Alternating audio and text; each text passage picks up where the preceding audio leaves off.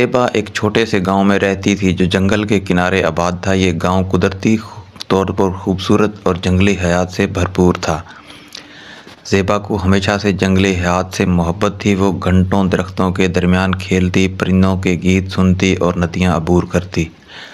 وہ جانوروں سے ڈرتی نہیں تھی بلکہ ان کی حفاظت کے اپنی ذمہ داری سمجھتی تھی۔ ان کے والد ایک کسان تھے اور والدہ گھریلو خاتون تھی۔ گاؤں والے زیبا کو بہادر سمجھتے تھے لیکن اکثر اس کے جنگل جانے پر اعتراض کرتے تھے۔ زیبا کے دل میں جنگل جانے اور جانوروں کی ہمدردی تھی اور وہ چاہتی تھی کہ ان کے لیے کچھ کرے۔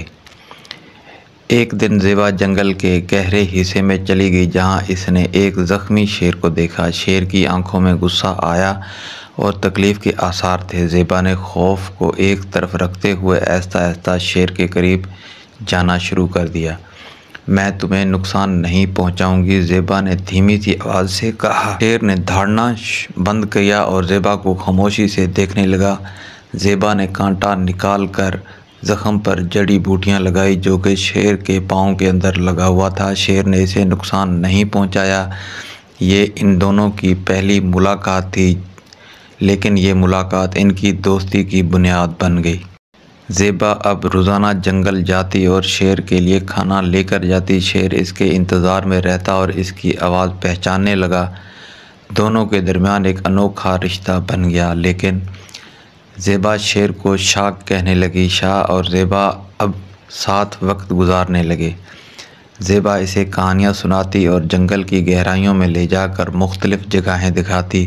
شیر زیبا کی حفاظت کرتا اور اسے جنگل کے خطرناک علاقوں میں جانے سے روکتا۔ گاؤں کے لوگوں کو معلوم ہوا کہ زیبا جنگل میں شیر کے ساتھ وقت گزارتی ہے۔ انہیں لگا کہ یہ شیر خطرناک ہے اور کسی دن زیبا یا گاؤں کے دوسرے لوگوں کو نقصان پہنچا سکتا ہے۔ انہوں نے زیبا کو روکنے کی کوشش کی لیکن زیبا نے ان کی بات نہیں مانی۔ شاہ خطرناک نہیں ہے، وہ میرا دوست ہے، زیبا نے کہا۔ لیکن گاؤں والے ماننے کے لیے تیار نہیں تھے۔ انہوں نے شیر کو مارنے کا ایک پلان بنایا اور جنگل کی طرف روانہ ہو گئے۔ ایک دن گاؤں والوں نے شیر کو پکڑنے کے لیے جال بچھایا۔ زیبا کو جب یہ بات معلوم ہوئی کہ تو فوراً جنگل کی طرف بھاگی لیکن تب تک شیر جال میں پھنس چکا تھا۔ گاؤں والوں کو روکا اور کہا، یہ شیر خطرناک نہیں بلکہ ہماری حفاظت کرتا ہے۔ اگر آپ اسے نقصان پہنچائیں گے تو یہ جنگل بھی خطرے میں پڑ جائے گا۔ گاؤں والے نہیں مانے اور شیر پر حملہ کرنے کا ارادہ کیا۔ زیبا نے اپنی جان کی پرواہ کیے بغیر جال کے قریب جا کر شیر کو آزاد کرنے کی کوشش کی۔ شیر نے زیبا کو نقصان نہیں پہنچایا بلکہ خاموشی سے اس کی مدد کا انتظار کیا۔ گاؤں والوں نے یہ منظر دیکھا اور حیران رہ گئے۔ یہ شیر واقعی مختلف ہے، ایک بزرگ نے بولا۔ انہوں نے زیبا کی بات مانی اور شیر کو آزاد کر دیا۔ اس واقعے کے بعد گاؤں والوں نے زیبا کو جنگلی حیات کی دیکھ بھال کی ذمہ داری دے دی۔ زیبا اور شاہ کی دوستی گاؤں والوں کے لیے مثال بن گئی۔ زیبا نے جنگلی حیات کے لیے حفاظت کے لیے ایک مرکز بنایا جہاں وہ زخمی جانوروں کی دیکھ بھال کرتی اور شاہ اب کبھی کبھار زیبا سے ملنے آتا اور ان کی دوستی ہمیشہ قائم رہی۔